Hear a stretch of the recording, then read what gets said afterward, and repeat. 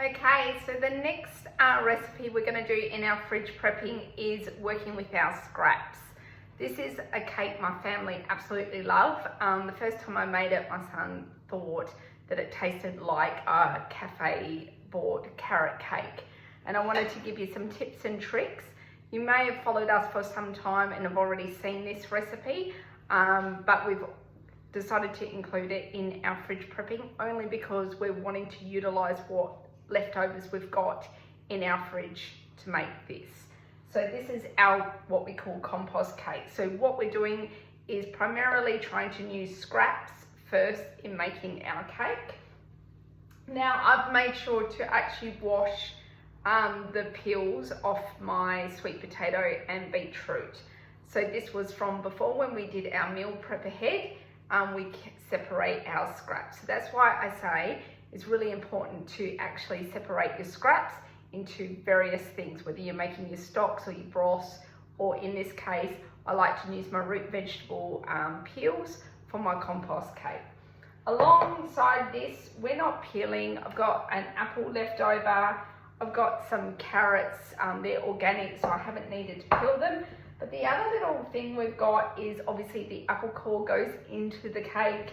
We've got bits of stalks of cauliflower leaves, etc., and stems. So this is really the component, and the kids wouldn't know it.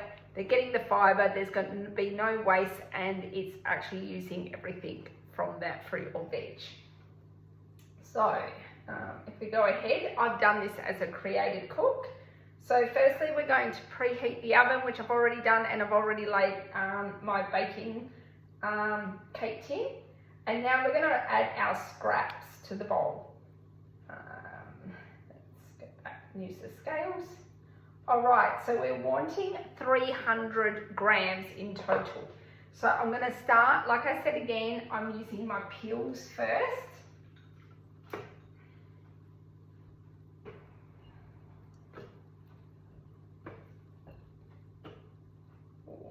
Almost there. Bit of cauli. We're almost there. I've still got some scraps left, so I can use that for muffin making later on. Okay, put the lid on. We're going to just blend that now on speed 7. Okay. Now we're going to add olive oil.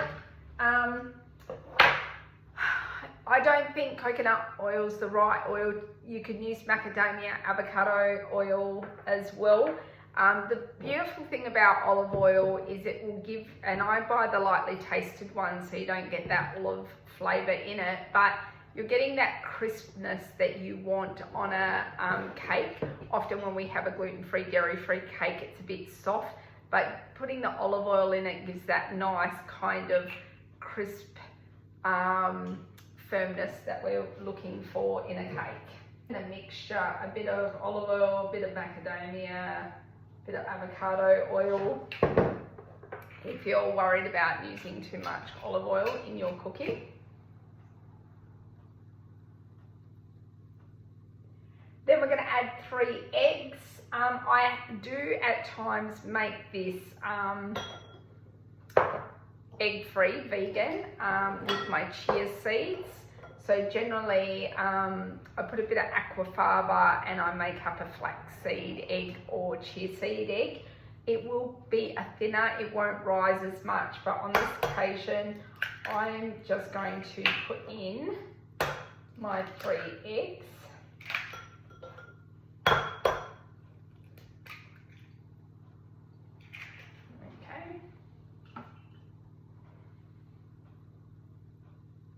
And vanilla. Now, I've already said on my Adapt in the Mix, but if you're new to Adapt in the Mix or Thoughtful Pantry, I find the most affordable, cost-effective way is using food-grade essential oil as my vanilla paste or vanilla component. Getting pure vanilla, just using a drop goes a long way, and it really enhances the flavour because it's concentrated, whereby you don't have to pay as much for just one vanilla bean, or buying extracts with nasty sugars, etc. inside them. So we're literally going to put 1 drop. Then it's asking for maple syrup. Now what I like to do is I like to mix and match. So I like to put a bit of coconut sugar and I like to put a bit of maple. The reason I like putting the coconut sugar in, it helps the crumb of the cake versus the liquid. Sometimes having liquid sweetener, it means for a longer cook depending on what scraps you're actually using in that. So what I'm going to do is I'm going to put 40 of this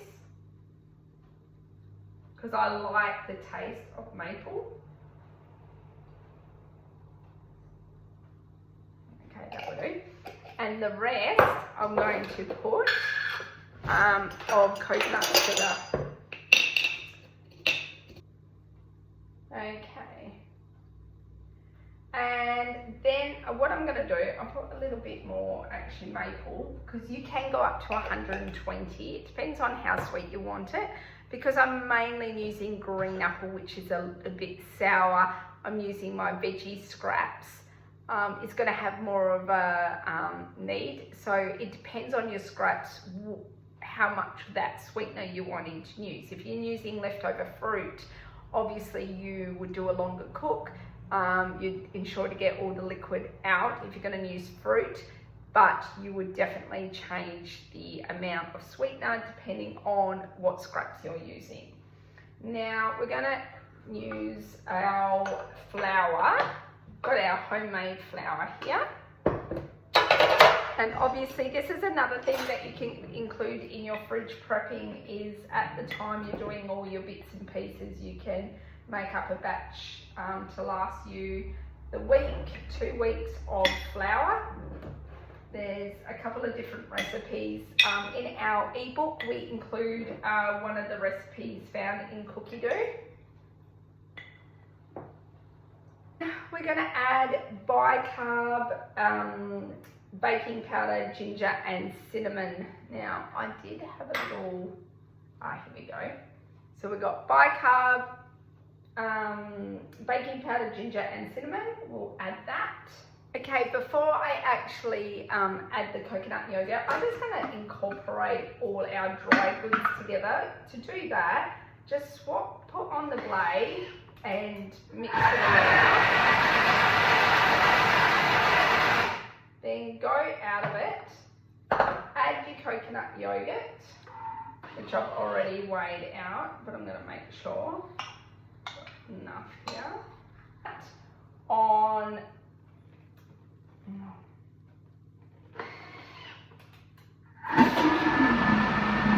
for 20 seconds. So that's about 13 seconds. You don't want to overwork your batter too much, but you want it to incorporate quite a bit. I'm going to show you my pretty batter. See our pretty batter? I'm going to just push down the flour from the sides. You see the aeration happening in that, that's good. Just changed over my spatula. I don't know what the dog's looking at. So there we have our cake batter ready to go in the oven for 45 to 60 minutes. Really, it's all dependent on your oven. It goes on 180 degrees. If you've got a fan force oven or not, you may, if you don't, definitely will need to probably go the whole 60 minutes. But again, it all comes down to what you're putting in as your scraps or your main vegetable or fruit component. The more moist your ingredients are, the longer it's going to take to cook out. So just remember that.